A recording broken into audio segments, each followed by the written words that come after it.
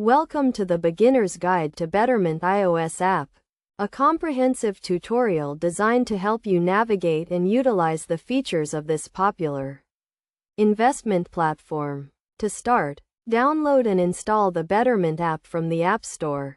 Once installed, launch the app and create an account by tapping on Get Started.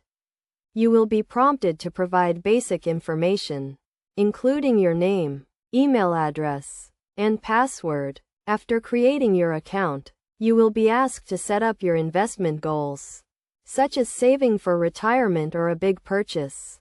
This step is crucial in determining your investment strategy and risk tolerance. Next, you will be asked to provide financial information, including your income, expenses, and existing investments. This information will help Betterment create a personalized investment plan tailored to your needs. Now, let's explore the main features of the app. The dashboard provides an overview of your account balance, investment returns, and goal progress. The Investments tab allows you to view your portfolio and track your investments. To deposit funds, navigate to the Transfer tab and follow the prompts to link your bank account. You can set up automatic deposits to make investing easier and less prone to being neglected.